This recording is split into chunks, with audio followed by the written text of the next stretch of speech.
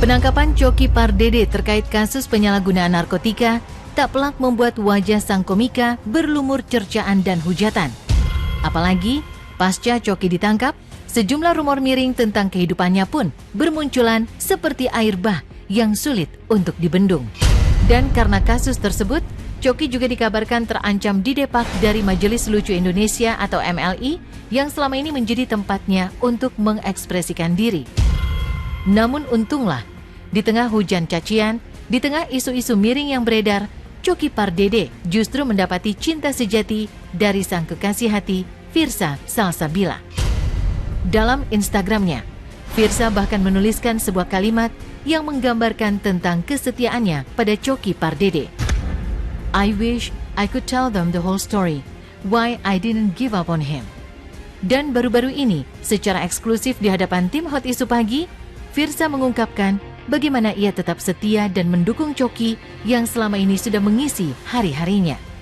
Awalnya sih kayak hubungan bisnis gitu, ada hubungan bisnis, terus ternyata berlanjut aja gitu, berlanjut dia nge-follow up aku, nge-reach out aku, ya udah akhirnya, oh asik nih gitu, akhirnya nyambung, dan aku juga nggak nyangka sih tiba-tiba kayak harus jalan lagi bareng lagi. Aku tahu bagaimana sosok seorang Coki dan setiap manusia itu punya kesalahan gitu. Jadi mungkin ya kan setiap orang punya privacy gitu ya. Mungkin itu adalah bentuk privasinya Coki yang selama ini memang kebetulannya salah.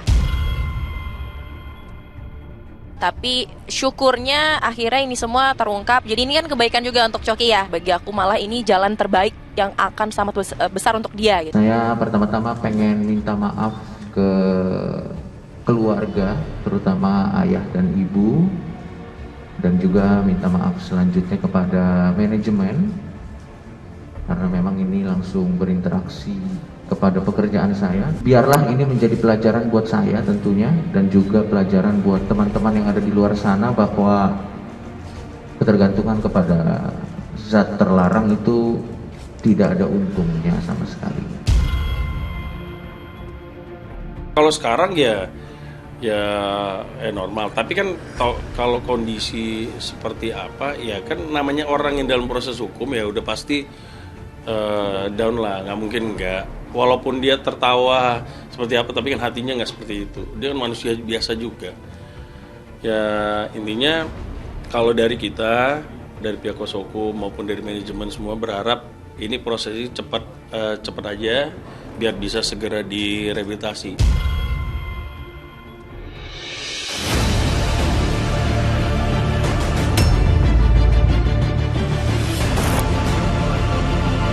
Ya, sebesar apapun masalah yang dihadapi Coki, Firsa tak sedikit pun bergeming dan tetap bertahan dengan cintanya terhadap Coki. Ia tak menghiraukan berbagai spekulasi publik serta kabar miring yang begitu liar beredar. Pun demikian dengan masa lalu Coki yang disebut-sebut sudah bergaul dengan narkotika bahkan sejak masih duduk di bangku kuliah. Yang menjadi pertanyaan besar, apa sejatinya yang membuat Coki terjerumus ke lembah hitam narkotika? Ya, pertanyaan itu tak henti berseliweran di benak banyak orang. Coki yang selama ini selalu tampil ceria lewat candaan-candaannya, justru harus terjerembab narkotika. Dan kabar pun beredar, Coki sejatinya sosok yang introvert dan lebih banyak mengurung diri. Lalu sebagai seorang kekasih, benarkah Firsa kerap mendapat gelagat aneh dari Coki sebelum dirinya tertangkap karena narkoba? Bagaimana pula pandangan psikolog melihat kasus yang menimpa Coki Pardede? Benarkah Coki memendam masalah besar dalam keluarganya? Tanda-tanda sih enggak sama sekali ya, soalnya jujur yang aku ketahui kalau misalnya pengguna narkotika jenis sabu itu kan maksudnya lebih kelihatan, nggak bisa terlalu kelihatan ya, maksudnya normal tidak kan, maksudnya kalau sabu itu kan aktif ya, orang tuh aktif, dan kebetulan memang pada dasarnya Coki itu orang yang aktif, dan kebetulan aku datang ke kehidupannya dia pun dalam bentuk hal baru, maksudnya tuh dia juga lagi banyak belajar tentang aku dan aku juga sebaliknya. Jadi aku lihat dari Coki selalu excited setiap hari, jadi aku nggak sama sekali melihat ada tanda-tanda karena aku pikir ya memang dia kita sama-sama interest aja gitu loh, dan dia memang orangnya pekerja keras, sangat kerja keras. Apa sih menyebabkan seseorang mengalami kejadian sampai menggunakan narkoba? Berbagai macam sih Tapi yang jelas Mitra Tata bener banget. Orang pemakai narkoba itu adalah orang-orang yang introvert. Kenapa introvert? Karena dia nggak bisa mengungkapkan apa yang dirasakannya. Yang jelas untuk kasusnya Coki ini, ya Mas Coki ini, ia mengalami sebuah peristiwa yang painful, tapi tidak sanggup untuk diungkapkan. Bisa dibilang mungkin Coki adalah sosok yang introvert sebetulnya ya. Cuman kan memang beliau adalah adalah public figure gitu ya. Seorang public figure di mana yang ya dia punya tanggung jawab untuk bisa menghibur, ya kan? Untuk bisa berkomunikasi lebih banyak, lebih jauh dan lebih dekat dengan orang banyak gitu ya.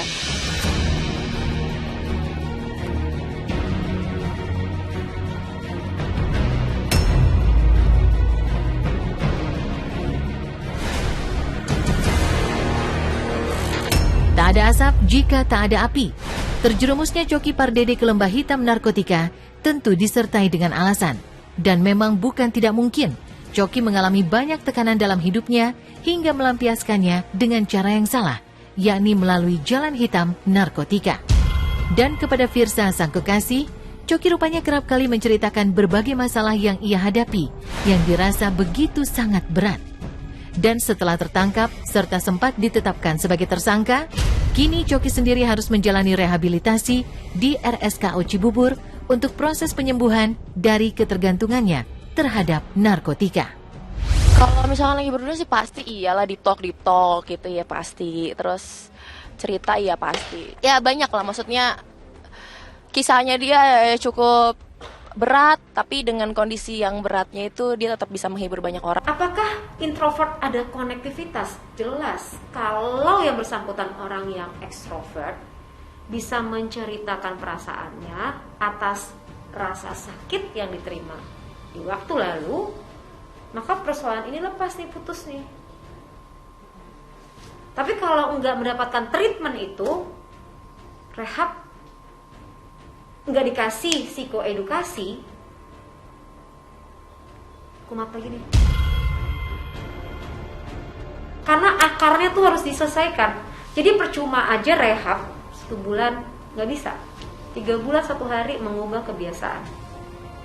Itu at least, bahkan kalau bisa lebih, agar membentuk setelah dirubah mata rantainya, pemikirannya dirubah, rasa sensasinya dirubah. Jadi apabila butuh ketenangan, bicara. Butuh ketenangan, bicara gitu. Itu bisa dirubah nggak? Bisa. Kan tidak bisa. Orang seperti itu tidak bisa langsung dia berhenti total seperti apa, itu nggak bisa. Gitu. Ada tahapan, memang yang proses yang dia mesti lalui. Makanya dia butuh orang-orang yang terdekat dia, yang dia percaya. Jadi dia nggak bisa trust sama orang. Hanya orang-orang dekat, orang-orang yang dia bisa percaya. Makanya untuk rehabnya pun sendiri ini khusus, tidak bisa sembarangan. Makanya kalau kemarin dia bisa, maksudnya sambil berjalan, itu pengobatannya sambil berjalan, untuk kali ini kita akan cut. Benar-benar akan cut, dan dia concern untuk pengobatannya.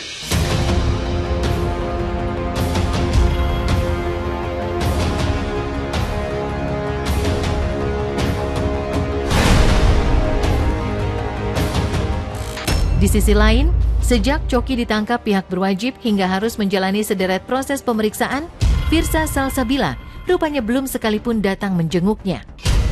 Publik pun sempat menduga jika Firsa tak ingin turut campur lebih jauh terhadap kasus yang membelenggu sang kekasih. Namun hal itu akhirnya terbantahkan. Kepada kami, Firsa mengungkapkan bahwa ia hanya tak ingin mengganggu proses hukum yang sedang berjalan dan agar Coki bisa lebih fokus menghadapi semua masalahnya. Ia juga berharap Coki segera sembuh dan bisa kembali berkarya seperti dulu. Mungkin karena bukan gak ada waktunya juga sih. Ya waktunya dia kan lowong ya, cuman biar fokus dulu aja. Karena aku yakin banget kalau misalnya aku ikut serta dan kesana gitu ya untuk komunikasi, meskipun via telepon juga akan mengganggu fokusnya ya. Jadi nanti ya sampai detik ini kan udah diterima asesmennya nih untuk direhab, ya kan, udah diterima asesmennya. Setelah semua keputusan udah selesai, baru deh aku coba untuk berkunjung gitu-gitu. Cuman sampai saat ini komunikasi sampai manajemen tetap berlangsung. Proses hukumnya sekarang sudah ditangani pihak Polda Metro Jaya. Jadi sekarang yang menangani bukan lagi Polres Tangerang Kota ya, tapi ditangani oleh Polda Metro Jaya langsung. Ya mungkin biar lebih pemeriksaannya lebih ini aja, lebih baik lah. Aku tahu kok Coki tahu apa yang harus dia lakukan. Jadi intinya pasti kuat. Kita semua tunggu kepulangan Coki yang lebih better lagi. Doain aja, mohon doanya, terus supportnya, karena sosok Coki dan siapapun di luar sana yang menggunakan narkotika, tersandung narkotika, mereka hanya butuh dukungan gitu untuk sembuh dan bisa memberikan karya yang terbaik lagi.